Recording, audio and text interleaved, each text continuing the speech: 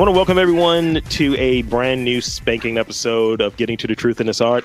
I'm Rob Lee from Mastermind Team's Robcast, MTR Podcast, and today I have a guest with me. As you know, people have been listening to this podcast. Thank you for listening. Thank you for listening to this episode.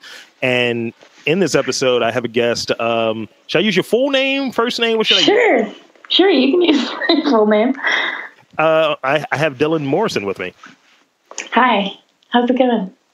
It's going great. I'm smiling a lot. I want to thank you for coming on. And let's see, like we talked about your background a little bit. You're in a few different spots. That's true. We've had on this show, we've had a few different people. We've had like James Nasty on, who comes to mind because he was doing like two different things. It didn't seem like they really like went together. They're creative and all, but it didn't seem like they went together, like making hot sauce and also being a DJ. You're a writer and you're also like a chef, right? Yeah, that's true. So tell me about that. Tell me about that a little bit. So I have an undergraduate degree in creative writing from Warren Wilson College. And when I graduated from that job, I got a really great job, like on paper. Like it was, I was working at the community college. I was tutoring people in writing. It was like on paper, it was like kind of an ideal job for fresh out of college. For me, I had been kind of doing some of that tutoring work already. And it was, at the time for me, it was like amazing pay. It was like blowing my mind. And so that was really interesting, kind of weird, kind of boring. Like I was 22 at the time, almost 23. So everyone thought I was a student. I was like 15 years younger than everyone. But I got a second job to kind of supplement it because that was about 25 hours a week. And so that job I got, my friend was like, basically, if you come in and you're not crazy, like you can have this job. And I was trying to find like front of house jobs. I had worked in restaurants in various capacities, mostly front of house and mostly like part-time, like throughout high school, throughout college, summers and stuff. And so then I got a job and they were like, so basically it was like a really, really tiny kitchen connected to a really small kitchen for a coffee shop. Okay. And they were building their whole thing. And they were like, we really need someone to, I was basically a short order cook. It was me and then sometimes one other person. Sure. And so it was just like, it would get crazy sometimes, but it was usually pretty chill. And so I kind of started cooking. Okay. And so it kind of, then that job was really engaging to me. And my job at the community college was like, yeah, this is supposed to be like this perfect thing or like this interesting thing, but it's just not interesting to me. It's not like fun to me. It's not compelling at all. Whereas like my side job of like cooking was getting interesting and fun, and I was picking up more and more hours doing that. So then I flipped over. It's funny though, because I kind of thought about applying to culinary school before I got into college, but I never did. So you went to the dark side of the kitchen. Yeah, and once you go, it's impossible to come back because there's like a million people that want to do front of house, and once you're in back of house, you can't go back. That makes sense. So, in making that, I guess, that transition, one of the things I kind of heard is you may start out like in a job, you're like, all right, this is cool. You know, it's about money and all of this. But it seemed like you may have already been a very like, you know, creative person, like doing creative writing, doing all of that. But you needed to shift it. You need to shift it to something that was going to satiate it. It's like, this is a job as opposed to I'm creating something. I'm sitting here with these different goals. Yeah. Like, well, I think that I guess the difference is that like when you're working in a job like in academia or anything else, it's like anyone can just walk up to you and like capture your attention, and you have to stop out thinking about whatever you're thinking about. And in that job specifically, it'd be like, okay, I'm reading something or I'm writing something of my own. I'm totally caught up in my own head, and this kid just shows up and I have to help them with like the most basic grammar or like something that's like really nitpicky and annoying. right. And it would just like infuriate me. Like I would just be like so resentful of these kids, not like personally, obviously, but like I would just be like, whereas like with cooking, no one can like, you know, once I start chopping, I can think about whatever I want, which is really pleasant to me. I mean, when I get into a spot where like I'm training someone or teaching someone some of the ins and outs of podcasting, I get really resentful when I'm listening to a shitty podcast. It's like, this isn't good. This isn't good at all. I've wasted my time. I could have recorded something better than this. Well, and I went from helping like senior majors writing their like senior theses basically to like most of the people that were coming in were like freshmen in college that really probably didn't have some of the skills that they needed from like the shitty tennis. Oh, sorry. Can I? No, you're fine. I'm fine. Swear. Oh, okay. Like from the school system in Tennessee, it was just like, well, this is more like working on like high school level stuff. Yeah. So it's kind of just like, you know, I don't want to be talking about like, I don't know, just basic teaching stuff. I just wasn't, I mean, I think I could teach in some capacity eventually, but especially at the time, I was just like, I want to do my own thing. I want to be left alone. I don't want to like have to be on and like, kind of really carefully walking people through things. And yeah, because I think a lot of times when you're in one of those spots where you're training someone, you're teaching someone the ins and outs of something that may flow naturally for you. Like I've done, you know, different writing or what have you, and I always go back and forth with people who do the whole thing of I'm a writer and blah, blah, blah, and it takes them forever to kind of get through something that's okay. Whereas for me, it just spills out of me, and it's just like, but I don't call myself a writer. I don't perceive to be a writer or anything along those lines. But it just, it just flows out, you know. And it's just like there are different ways that people go about it, but ultimately, it's something that you can't really teach. Like this is my approach. This is how I go about things. If you would, could you speak on maybe like your style of writing, what you enjoy writing about, and what your approach is? Yeah, sure. So I've been writing fiction for a really long time. I've been writing fiction since I was a kid. I was kind of raised up. I don't know if it was like specific to the time or just it was specific to my life, but I read a whole bunch of books in elementary school that were like either written by kids or about kids writing, or I was really into The Outsiders by S.E. Hinton. And, you know, I was like really into this idea of like, well, like, why not me? Like, I love writing. I love reading books. Like that was my favorite thing. I love writing stories. And it was like, well, like it clicked, you know, like, well, why couldn't I be a novelist? Like if, you know, people write stories all the time. And so then I started my first novel literally when I was like 9. Wow. And I mean, all 12 pages of it. But, you know, I just always really loved writing. And I think like what you said, like you gravitate towards the things you're good at, and the things that you're kind of like rewarded for. So I think it was kind of like a snowball effect of like, I really enjoyed it.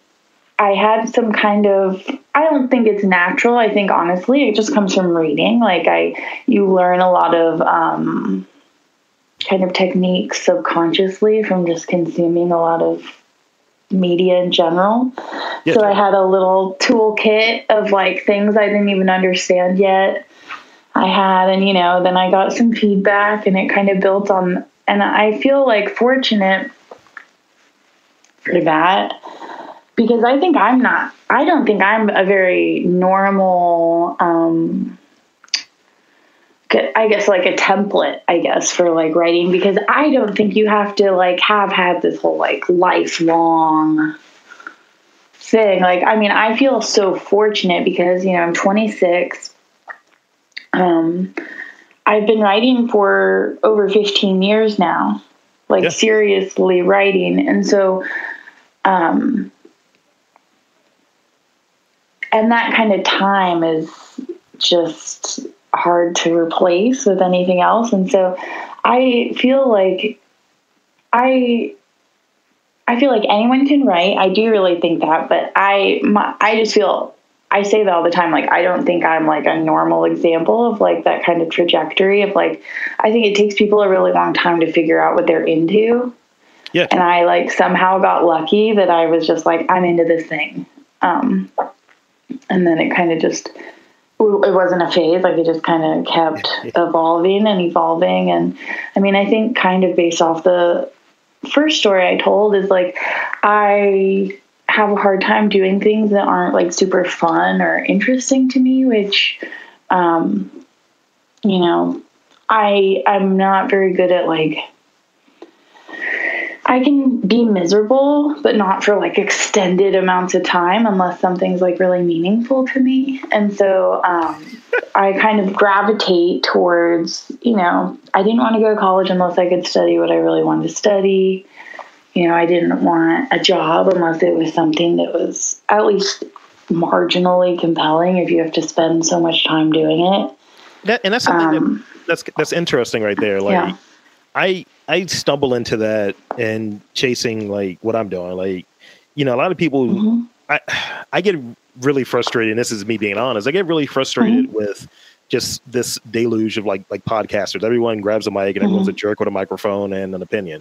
And it's fine, but it's a lot of people that end up washing out, and they're like only so many topics, so many approaches, so many things to really cover. So it can turn people off to experiencing what you're doing. And I take podcasting from a very artistic standpoint. And,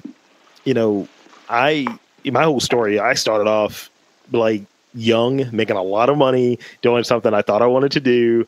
Sounds like a few parallels there. And, yeah, totally. And, I was just like, I always used to brag, like, man, I make my age in dollars per hour. I was really like smelling myself, as it were. And it hit me at like 24. I was like, yo, I am fucking not going anywhere with this. This is not what I want to do. And in like 2009, that's when I decided I wanted to at least start podcasting or documenting what I'm doing, documenting that experience. And it kind of morphed into, what am I interested in? And I was interested in critiquing and, being satirical about just the news or what have you, because really, to me, everything was a joke. Everything was a bit, not taking stuff seriously, but it's just like, this is a limited time frame we have here. Absurd. Like, tighten up, and kind of going through it. It's been instances where I'll have opportunities from, employers to try to converge the two things, like, hey, making a lot of money and also doing podcasts. And I find that they're mirages. The shit's not real. Yeah. It's like, I'm very, and maybe, I think you kind of touched on it, but maybe it's the same, where from a creative control standpoint, if I'm going to do it, I want to do it in my way. I don't want to do for somebody else. Like, exactly. Go ahead. Sorry. At one point, me and my co-host, Dan, we had a show that was on a different network.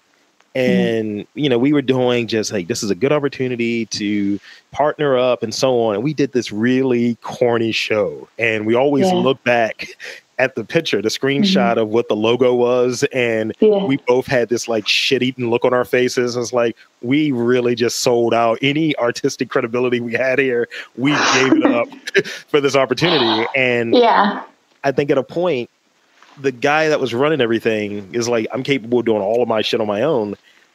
He and I had a very interesting argument. And I was just like, if I didn't just accept something that was beneath what I wanted to do, I wouldn't be having this bad conversation right now. I wouldn't be doing this joke of a conversation. And I think in being an artist or being someone that's creative, that's a conversation that you have to have with yourself. Yeah. Well, I'm just doing what's compelling. I mean, I think that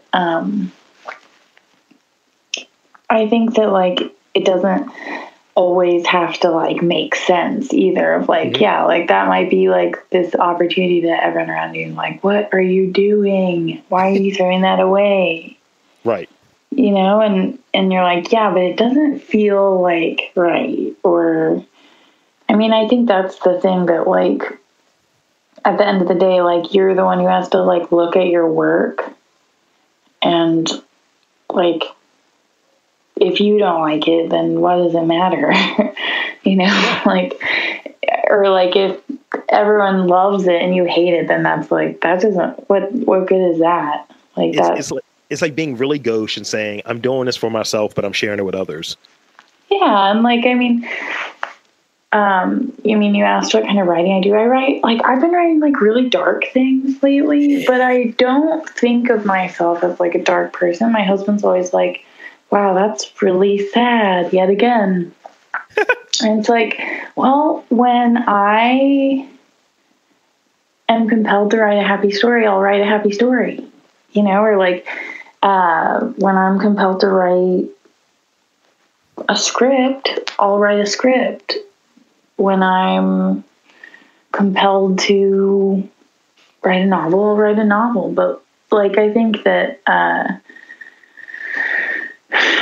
I mean, there's tons of people that are like, oh yeah, I have a novel in me. And sure, I'm sure you do. I'm sure every single human being has a novel in them, because every human being is like creative, can find narrative patterns in their experiences and in the world around them, can describe things. Writing a novel is not very fun. So, at least in my experience. And so like, whenever someone tells me that, I'm like, okay, you know, like, enjoy your novel. You know, or like if you know, like if you have a novel and you write it, if you're compelled to do it. Yeah. Right now I'm compelled to cook, but I don't feel like I will be forever. And so like, I'm kind of just like, until I'm not anymore, and then I'll deal with that. But I mean, we're very fat centric on this podcast network. So let's talk about food for a little bit. Yeah. Okay. I'm down. So I was going to ask this about writing, but let's ask this about food. I'm going to switch my whole series of questions now. That's fine, because I straddle both lines, so I can go in either direction very far. I mean, this might be like a cookbook episode. I don't know. Like, exactly. Not one word. Exactly. So, what are some of your sources of inspiration when, like, preparing a meal or what have you? Like, what I guess types of cuisine are you into, and how is that expressed through what you try to cook, what you're inspired to cook? Yeah. Okay. Well, I think a distinction I would like to make, I guess, is I think of myself as like more of a cook and less of like a chef. Like I've worked for various people, and I've only ever worked under female chefs. And I've worked with a lot of people that like, that was their thing, like building plates and like that, like sometimes, especially pastry chefs, it's like, you're a freaking wizard. Like, how did you even think of that? Like, how did your brain even go in a crazy direction like that to even get to that conclusion? And so I think that is like the distinction for me, is like, sorry, Sorry, my door opened with the wind. Sorry. I love cooking, but I really like it. I find because it's like, especially in the kind of cooking I do, which is kind of like fine dining, you can really, really get like really good at these skills. Like it's just like you can see how skills evolve over time, which I think is something that makes it really similar to writing. It's like repetition and taking something out of one context and putting it into a different one. So I really enjoy that part of cooking a lot, like the kind of technical side. I don't always kind of view the world in like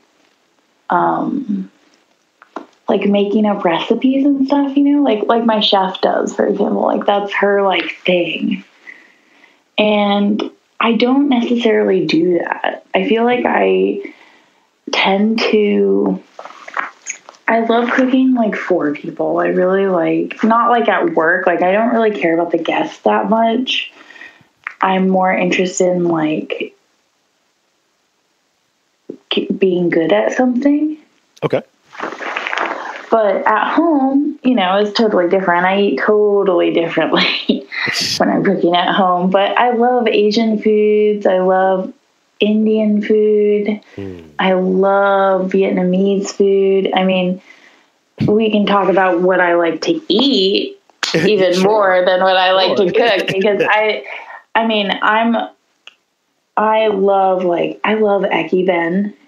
Okay, yeah. So much. I love Eki Ben. If we're going to talk about like a Baltimore thing, I'm from Nashville, Tennessee, so I have all kinds of favorite Southern foods. You know, I was crestfallen because we talked a little bit about your town, and I had my trip scheduled there, and it got canceled, obviously, and I was like, damn it.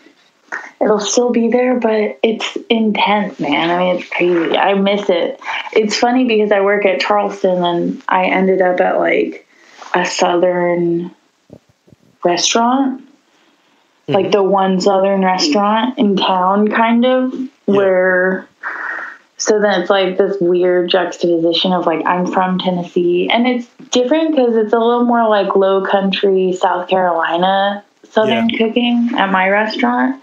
That's like my chef's background. So I see the differences between that and like Tennessee Southern cooking, but there's still a lot of overlap. And so I always think it's like so ironic. Like I'll be super homesick, but then I will do like a Southern tasting menu. It'll be like this really like fancy thing that where I'm from is just like delicious, but it's just, you know, it's a cafeteria food, like meat and three kind of thing. That's like super cheap, super like low. It's not fancy. So delicious. That's what I like to eat. I get tight all the time.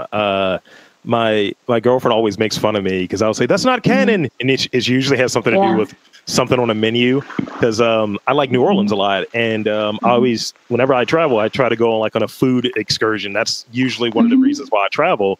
And I've seen so many people trying to do something. It's not simple, because I don't really trivialize and say something is simple if I don't do it. But it's a lot of places to say, oh, I have shrimp and grits. And I'm like, that's not canon. I start going through like, that's not part of it. Oh my gosh. Well, yeah. Like imagine 20 different little plates of shrimp and grits in front of you, each a different style. Like, I mean, it would just be like by the person, right? Yeah. Yeah. It's like, so we do shrimp and grits at my job, and it's like, my chef probably would totally agree with you. Like, she probably wouldn't even want to eat them anywhere else, because there's like a right way, and then there's like so many wrong ways. I'll have to add your place to my list, because I need to like have them ranked. Please come in. It's going to be that would be so fun. That would be so fun, and we'll hook it up. Yeah, if we're ever open again, if I still work there. So yeah, we're actually recording during the times of Corona, quarantice, as I like to call it. So quarantines. Yeah. So back to writing a little bit. Can you give me maybe two of your favorite books and two of your favorite writers? Okay. okay, so I'm in school right now. I'm in like a low residency writing program. And this past, I think 2 months ago, I read Don Quixote. Okay. Like all of it, almost like 990 pages of it. It's intense. Yes, it was a very intense 3 weeks. And that book blew my mind. So I think that one might be in my top 2. I mean, it was just amazing. It was amazing. Beautiful. So wild and like so funny. Like I don't usually laugh out loud when I'm reading. Like that's so rare for me, at least. Like that. Like, sure, I'll laugh at like TV and stuff, but like, I think for some reason, because I'm like analyzing with writing, like the emotions, I can see what is happening. So like, it doesn't really affect me as much. I'm like analyzing how they're doing it instead. But my point is that this book like really moved me. It just really like, kind of caught me off guard and made me laugh really hard. So I'm going to say that one. And, oh man, I mean, of all time, it's hard, but I love Shirley Jackson. So maybe The Haunting of Hill House as like just another fun favorite. That's a really great one. That's like really well written and also kind of spooky. And that's another book that like, it has some spooky elements that like really scared me the first time I read it. Like I was really kind of caught up in the story and caught up in it, which I love that when a book can do that. And 2 writers I love.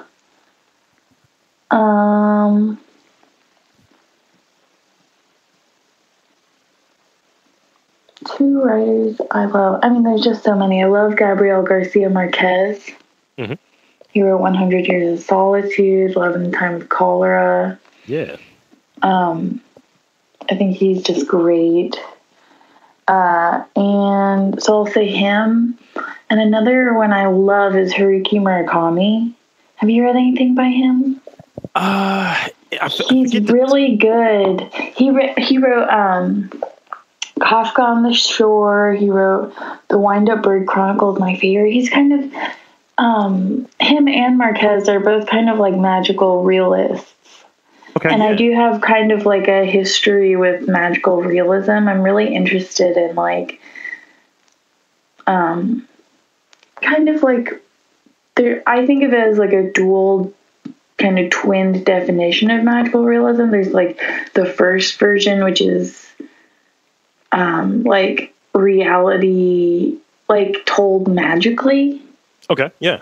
Like realism represented magically, and then kind of later as it caught on and moved from art to writing, it became like magic described realistically, or like it kind of usually comes off as like nonchalant, like it's not acknowledged in an otherwise realistic world. And so I'm really kind of interested in that. And so I think those are both authors that play with magical realism a lot. I'll add to the list. I need to have a few more things to read. So yeah, because I'm looking at like kind of more pop culture oriented books and stuff that's like sitting around. Like one thing that I've been reading, I just finished reading was the Desperately Seeking Basquiat, and it's just this story about it's actually chronicling like where he lived at in like different places and kind of where he was at in his career. So it's like kind of like a timeline. And I got towards the end, and I guess one of the things you touched on of if you're reading the book and you actually feel something, that's when it's super successful. And so when he got to the part, I was like, I know he dies. Like I know this. And it was just like Basquiat did it. Just like, damn it. Crushing. Yeah. I read the, do you read a lot of nonfiction? Not really, no. No, I don't always, but I like to listen to nonfiction, like audiobooks. Okay. It's, I mean, I like podcasts too, so it feels kind of similar to me. And I know they're really different, not to talk about your thing. I know they're really different, but I just mean I enjoy them in similar ways. And I was listening to the Shirley Jackson, like her biography on audiobook, and I knew she died. She died like 40 years ago or something, but I was crushed, man. I was crushed. It was like I cried. Like I was still crushed that she died, and just like knowing it was coming. And yeah, I think that's really, what we're always going for with what I think with good writing is, at least good fiction, is like when you're really caught up in something and it kind of breaks the, or it successfully casts the spell so that you're like unaware of yourself for a minute, is like really what I think is like magical about reading. And really like when successful writing to me is when it just flows so naturally that you're not caught up in like the actual act of reading. That's the thing that's like a trap for me. Like I get into something and I can like burn through it. Like when I was reading, and remember I saw like Blade Runner, like different bits and pieces, and then when I like read the book that's based off of Do Androids Dream of Electric Sheep? Yeah, and I have like three versions of it.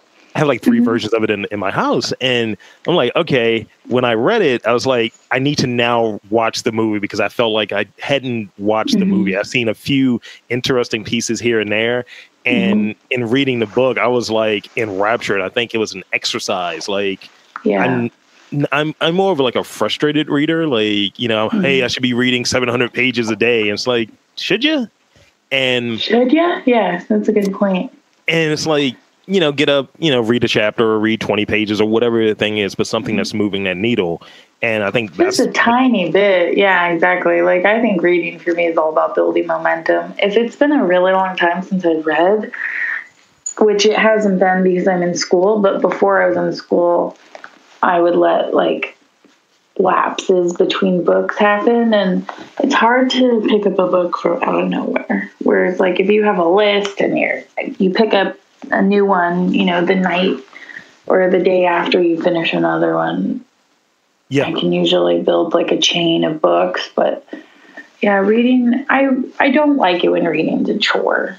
I try to make reading fun, but I'm in school right now, so that's going to be a little inevitable, but. So I got a couple more questions, and then I'll let you get back to your day, and I'm going to roll one up. So that's going to be me getting back to my day, too. Yeah, me too. So let's see. This might be a loaded question, but actually the next two might be loaded questions. I love loaded questions. What are some of the common writing traps, and how do you overcome them? Oh, that's a fun one. Common writing traps. Oh, God. Okay, well, first of all, I'll just say for the record, I don't know if I have overcome these because I am like in graduate school right now. And I think a big part of graduate school is like being like, oh my gosh, like I thought I knew so much and I don't know anything. So I'm kind of going through that process right now of being like, I thought I was an expert, but actually I'm a novice. But so some things I see in my own work and that I'm really trying to work on is like, well, everyone says show, don't tell, which really what they're saying is description versus exposition. You're like showing somebody doing something versus just telling it. And so often I see that in my own work as I'll be like, so-and-so was really sad, period. And then the next two sentences will be them acting really sad through action. Mm-hmm. And I can just cut out that thing that says so-and-so is really sad because that was a placeholder for my own brain. Right. I can just, and so, okay, so then as time goes on and I like notice that more, I can just think to myself, so-and-so is really sad. I don't have to write that down first. I can just go directly into the description of, So that's something I've kind of absorbed from like getting criticized over and over is like, show me this, show me this, show me this, instead of telling, which I think that, especially for a first draft for me, it's all just placeholders. So I don't think there's anything wrong with that, but that's a common trap. And another one I think is just like falling into cliche. And that's something that I haven't quite figured out how to get over, but I think that what I'm hoping and the direction I feel like I'm going in is that's the same kind of thing as just first thought doesn't equal best thought. Like first thought is a representation of like the first step towards where you want to go, but it does not, like usually the first thought's going to be the most cliche thought, the most kind of formulaic. And I think that there's nothing wrong with that. I think there's a place for that for sure. But those are just kind of two traps that I'm currently trying to avoid. The show Don't Tell one is definitely big because it comes up in like in wrestling. I watch a lot of pro wrestling, and it's just I see it, and I don't know good writing. I don't know art. I just know like what I like and what I don't like. And I'm looking at it, I was just like, I could do better than this. What is this? It's like if you're trying to show that these are people, you're trying to paint these wrestlers as some slice of what reality is, and so on. And they're gimmicks, obviously, but if it's just I'm so angry, and then I'm gonna, kind of what you were describing, it's like, or this person is sad, and then I'm going to do this, just cut all of that stuff and just show them acting in accordance to the way a person would. No one's narrating what ostensibly real people are supposed to be doing. And I just think it's interesting when they have to double down to get it over, because it's like you're trying to convince someone and you're just doing it. You're trying very hard to convince. Yeah, and you know how that feels when you read that or see that. But I think there's merit to that too, because I mean, I don't really remember this moment. I'm just kind of extrapolating. But, like, I'm assuming when I was a kid, I read something and I was like, I could do that. Or, like, I was like, I have ideas. Yeah. Or, like, it's like, oh, like, this is just written by people. Like, they were just kids once. They had ideas. They wrote notebooks for years. And that's still the same thing I tell myself today of, like, I could do that. So I think that that's, like, totally, like, that has its merit. Totally. But, yeah, there's, like, so many examples of bad writing all throughout the world. I don't consider myself a snob, but I kind of, it's impossible to not, like, be hyper aware of things like that if you care about them. I definitely don't give a shit about grammar. Okay. I'm not a grammar snob, that's for sure. I need to be a better grammar snob, actually. Trying to learn grammar again, but, like, I don't correct people's writing in the world or anything. I've seen, like, in reading more stuff and having more of a critical eye, just not necessarily books or whatever, but, like, I'll read over an article and say, okay, this is interesting. Let me go through this whole thing. And I read this article yesterday, actually, about how, like, the character Snoopy is, like, it goes through just different, like, generations and all of this different stuff, and how Snoopy and the fashion world are, like, converging or have converged over the decades. And it's well written. I like it. And then there's a critical fuck up in there. And I'm like, who's your editor? That's immediately what I want to. Like, I see it every day. I feel like I see a typo in the news. It's like, I thought you guys were like an institution. And I get the reasoning why. Like, we're always trying to quickly force something out, quickly push something out, and it just doesn't work. And when you have only like two people gain eyes on something, which I feel like that's like the most a lot of those are getting. Yeah. Like a lot of like traditional newsrooms used to just like have things pass over so many people's eyes that those would just get like worked out, I feel like, But it's like, And now, like you're saying, it's Disney. just like pump it out, pump it out, pump it out, pump it out. My thing is spell Disney right, and we'll all be good. Oh yeah, yeah, multiple typos. Yeah, if you read them out loud, that's a good writing tip. Read your work out loud, and either you'll hear how like you make mistakes, or what I found is something will be so trite or like cliche that I'll be embarrassed reading it that I'll change it in the moment. Like my sense of taste will be offended by it, and I'll catch it before it goes out into the world. I think reading stuff out loud is a really good thing that journalists could be doing now. Then the last question I have before we do a little social media and all of that good stuff, anything you have coming up, it would be it's kind of a two-part. I'm going to combine this question. So, what is your favorite unappreciated like novel? And secondly, what is an overrated yet very like celebrated novel? Oh, that's fun. Those are really fun questions. Yeah, thanks. This has been really fun. It's been like really fun to think about writing or just have like a different conversation than quarantine life. That's what we're doing here. Getting to the truth in the heart, baby. Yep, exactly. Okay, so I think underappreciated because I have never met anyone that like gives a shit about it, I guess. Okay. Is I read the book Vertigo that the Hitchcock movie is based off of, which that's one of my favorite films is the Hitchcock Vertigo. And if you haven't seen it, watch it. If you aren't into Hitchcock, watch not all of them. They're not all amazing, but like most of the big ones are. I love film and I love him. I love that movie so much. That's probably one of my favorites.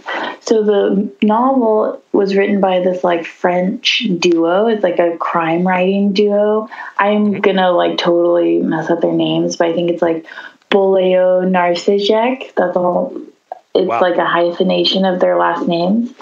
You can look it up online. I'm always butchering French words at my fancy French restaurant, so I don't know anything. But that book is just wonderful. I mean, they wrote it's kind of like noir, but it's a really good mystery too. Like it's a really good, you don't know how, both of their novels that I've read, it's a mystery that you're like, how could this possibly happen? And then at the end, you're like, your mind is just blown, like it's so meticulously plotted. It's so wild. So that I think is a really underrated book in that like I haven't heard anyone talk about it ever. Right. Can I add another one? Another one? That is also an amazing movie that is based on a book that I love the book. I love doing that where I love a movie, then I'll go check out the book. But I am a really huge fan of Silence of the Lambs. Love the movie. Yeah.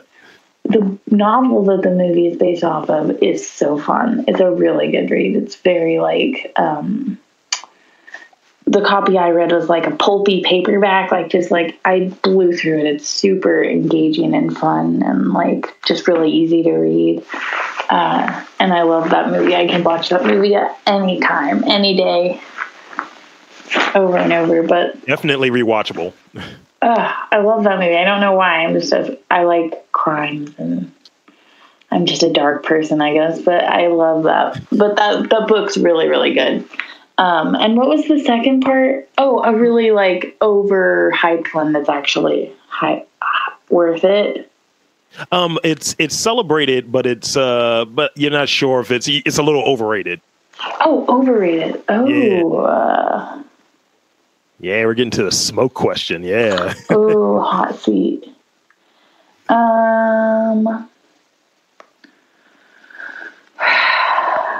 Okay. This is not a educated opinion, okay. But I have like a lot of issues getting into like Mark Twain. Ooh, interesting. like, there's some, like, classics. Like, okay, for some reason, I don't know why I always put Charles Dickens and Mark Twain together in a boat, and I'm just not interested in that boat at all.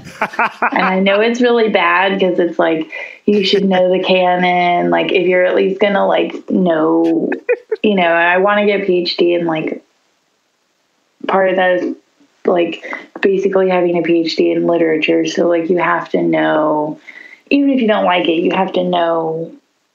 And we can talk about how much bullshit the canon is another time, but, like, I understand their relevance and, like, their place in history, but I just, like, Huckleberry Finn's is, like, I was never able to get into it as a kid. I was never interested in it. I've read the first chapter a few times, probably. Just been like, this is boring. But that sounds it's like very similar to, I forget the author, but it was one of these, like, stories that Black women of a certain age should read, and my girlfriend always telling me of, like, pretty much her, like, kind of going at it with one of her professors about, like, I think the book's a little overrated. And she's like, how could you say something like that? It's about the Geechee people, all of this. And she's like, yeah, but I don't care about these people. I don't care about this book. Interesting. And it's funny to me. It's just really, really funny when someone has that spot. I like being on that side. Like, let's challenge this. Why is this a thing? Why is this the approved upon people? Like, yeah, they're important. Oh, yeah. But also... That's a huge conversation in, like, the writing world, the writing academia world. Is, like, when we put together these lists, that are, like, kind of building the backbone of, like, what our students' aesthetic is and what they're being exposed to, it's like, like, it's real complicated real fast because you can't read everything also. Right. In the whole world. So everyone also has, like, blind spots. So that's what I'm saying. I feel like it's somewhat uneducated because I never, especially with Dickens, I haven't given it a true effort. Sure.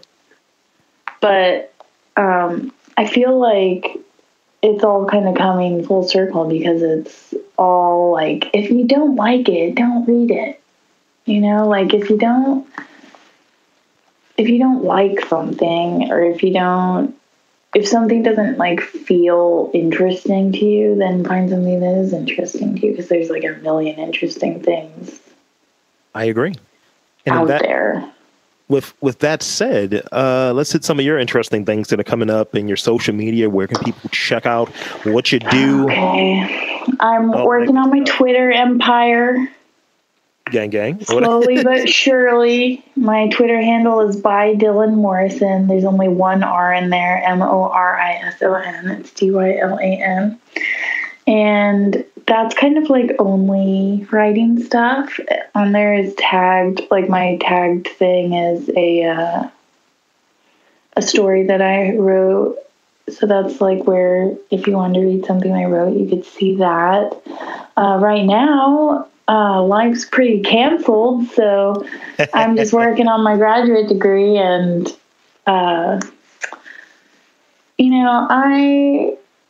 I'm trying to stay grateful every single day. I'm currently fired, hoping for that unemployment check any day now, and honestly enjoying, like, taking a little staycation.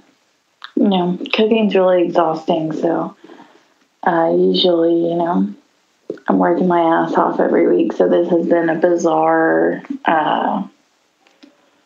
horrible, weird blessing in some ways, to get to spend some time at home with my husband and my dog, and, make the house all nice. That's been, like, a kind of surprising silver lining.